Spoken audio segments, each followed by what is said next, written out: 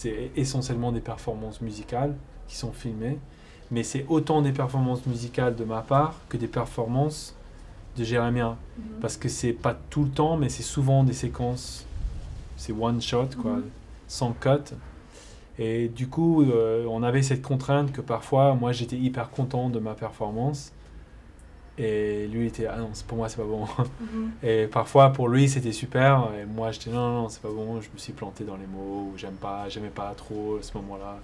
Et donc, il fallait toujours qu'on trouve, pour chaque chanson, on avait ses performances et les miennes.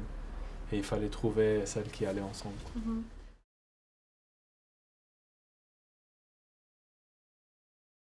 C'est vrai que la question, quand on voit un film où il y a beaucoup d'églises, on se demande est-ce que c'est quelque chose de religieux.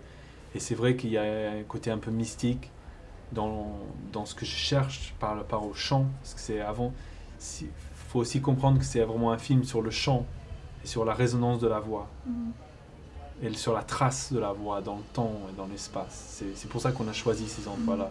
Mais on les a choisis pas par une notion de foi, en fait. Moi, je suis pas chrétien, j'ai pas de dogme, mais je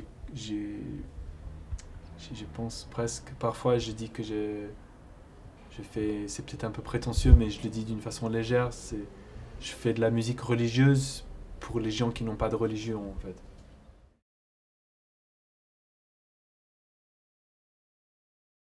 Ces endroits-là sont des endroits où quand on rentre dedans, et c'est quand je dis ces endroits-là, ça peut être aussi un bois, c'est une colline des Cévennes, c'est l'aube, c'est le coucher de soleil, c'est un hiver, une journée d'hiver où il y a un peu de neige sur l'herbe ou sur le sol.